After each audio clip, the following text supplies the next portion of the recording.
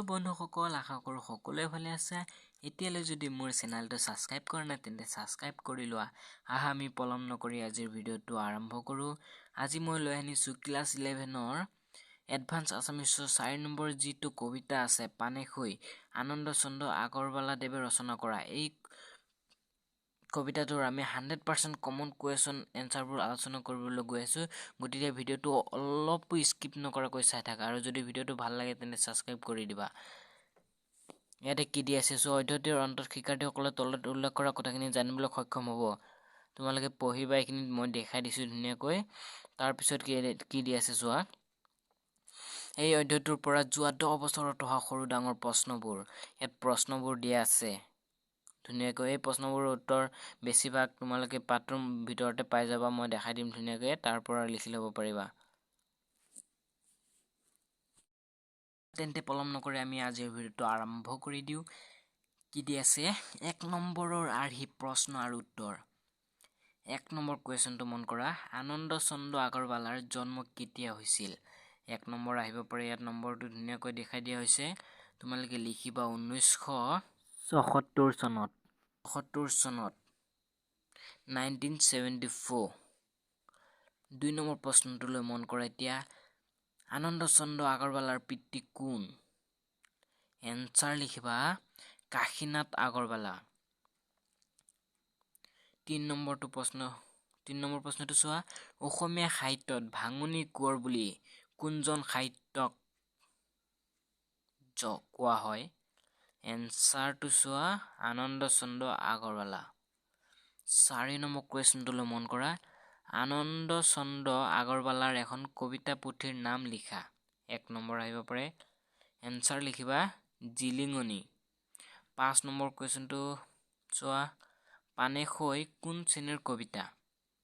Answer লিখিবা তোমালোকে বেলাত বা মালিতা শ্ৰেণীৰ কবিতা।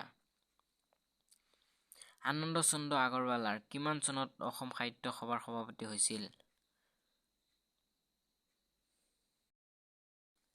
এনসাৰ লিখিবা তোমালোকে 1936 চনত 1934।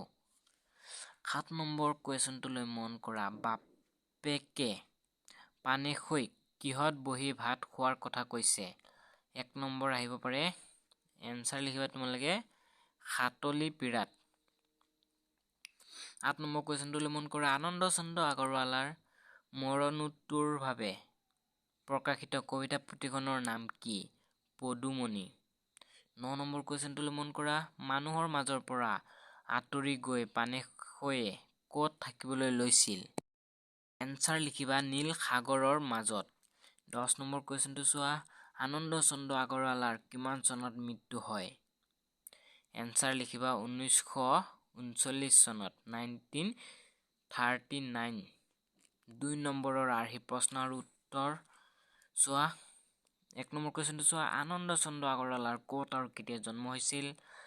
2 মাৰ্কছ আহিব পাৰে, এনসাৰ লিখিবা আনন্দ চন্দ্ৰ আগৰৱালাৰ 1874 চনত শোণিতপুৰ জিলাৰ কলংপুৰ মৌজাৰ বৰঙাবাৰীত জন্ম হৈছিল। 2 নম্বৰ কুৱেশ্যনটো চোৱা এতিয়া, আনন্দ চন্দ্ৰ আগৰৱালা কোন দুখন আলোচনীৰ প্ৰধান লেখক আছিল? 2 মাৰ্ক আহিব, মাত্ৰ 2টা শব্দ লিখি দিলে হ'ল ধুনীয়াকৈ, জোনাকী আৰু বিজুলী। মনত ৰাখিবা, সৰু সৰু প্ৰশ্নই কেতিয়াবা পৰীক্ষাত এৰি থৈ আহিবলগীয়া হ'ব পাৰে। B careful. 3 নম্বৰ কুৱেশ্যনটো চোৱা, আনন্দ চন্দ্ৰ আগৰৱালাৰ দুখন শিশু উপযোগী পুথিৰ নাম লিখা। এনসাৰ লিখিবা কোমল পাঠ আৰু শিশু পাঠ। 4 নম্বৰ কুৱেশ্যনটো চোৱা এতিয়া, আনন্দ চন্দ্ৰ আগৰৱালা কিমান চনত কোনখন অধিৱেশনৰ সভাপতি হৈছিল? এনসাৰ লিখিবা 1934 চনত মংগলদৈত অনুষ্ঠিত হোৱা অসম সাহিত্য সভাৰ 15শ অধিৱেশনৰ সভাপতি হৈছিল। 5 নম্বৰ কুৱেশ্যনটো চোৱা, পানেখৈ কোন শ্ৰেণীৰ কবিতা? ইয়াৰ কবি কোন? পানেখৈ বেলাত বা মালিতা শ্ৰেণীৰ কবিতা। মনত ৰাখিবা, ইয়াৰ কবি হৈছে আনন্দ চন্দ্ৰ আগৰৱালা। 6 নম্বৰ কুৱেশ্যনটো চোৱা, পানেখৈক বাপেকে কি বুলি কৈছিল? 2 নম্বৰ আহিব পাৰে ধুনীয়াকৈ, ইয়াত ইমান লংকেও দিয়া নাই, ইমান শ্বৰ্টকেও দিয়া নাই, এইখিনি লিখিলেই তোমালোকে 2 নম্বৰ পাবলৈ সক্ষম হ'বা চোৱা এনসাৰটো লৈ মন কৰা পানেশৈক বাপেকে এইদৰে কৈছিল যে তাই ঘৰলৈ উভতি আহিলে দুই হাতেৰে বাপেকে তাইৰ অভাৱ দূৰ কৰিব আৰু ডিঙিত পিন্ধিবৰ বাবে সোণৰ হাৰ দিব আনকি পানেশৈৰ আলপৈচান ধৰিবৰ বাবে বান্দি বেটিৰ যোগান ধৰিব আৰু তাই হাতলি পিৰাত বহি ৰাণীৰ নিচিনাকৈ ভাত খাব পাৰিব এতিয়া আহি গ'ল 4 বা 5 নম্বৰৰ আৰ্হিব প্ৰশ্ন আৰু উত্তৰ 1 নম্বৰটো কুৱেশ্যনটো চোৱা প্ৰসংগ সংগতি দৰ্শাই ব্যাখ্যা কৰা কতে আছে নপৰে নিশাহ কপালত চোৱা মৃত্যুৰ কলীয়া ৰেখ নিষ্ঠুৰ মানুহ শেষ হ'ল আজি জীৱন দিনৰ লেখ ইয়াৰ মই দেখাই দিছো ধুনীয়াকৈ লিখি ল'বা মই গোটেইখিনি পঢ়ি গ'লে ভিডিঅ'টো বহুত দীঘল হৈ যাব গতিকে মই ইয়াত দেখাই দিছো তোমালোকে ধুনীয়াকৈ লিখি ল'বা নোট কৰি ল'বা মুখস্থ কৰিবা দীঘল সমূহ তোমালোকে ডাইৰেক্টলি মুখস্থ কৰিব নালাগে পঢ়িবা 10 বাৰ মান পঢ়িবা লাগিলে যদি বুজি নোপোৱা বুজি কিনে তাৰ পিছত নিজৰ ভাষাত বনাই লিখিবা চাবা আৰু ইয়াতকে আৰু ভাল হ'ব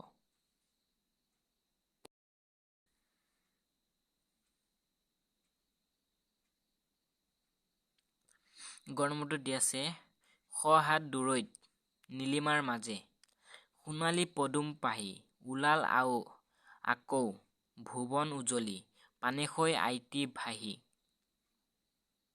এনসাৰটো ধুনীয়াকৈ দি আছে তোমালোকে লিখি ল'বা পানেশৈক বাপেকে কি বুলি কৈছিল তাৰ উত্তৰত পানেশৈ কি ক'লে 4 বা 5 নম্বৰ আহিব পাৰে এই কুৱেশ্যনটোত তোমালোকে লিখি লোৱা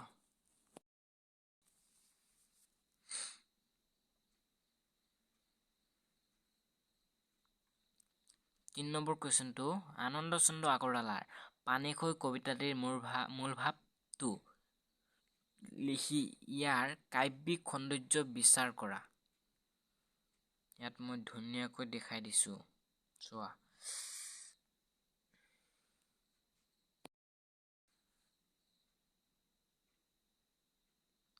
আৰু কিবা যদি ডাউট থাকে তেন্তে কমেন্ট কৰিবা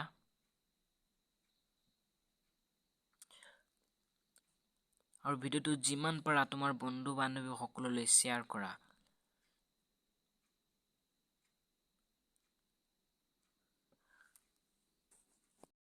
আৰু ভিডিওটো যদি ভাল লাগে লাইক কৰিবা আৰু লগতে সাবস্ক্ৰাইব কৰিবলৈ একেবাৰে নাপাহৰিবা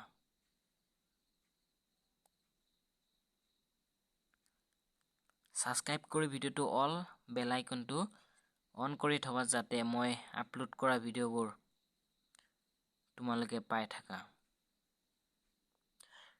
গতিকে আজি ভিডিওটো ইমানতে শেষ কৰিলো থ্যাঙ্কস ফৰ ওয়াচিং পুনৰ আকৌ লগ পাম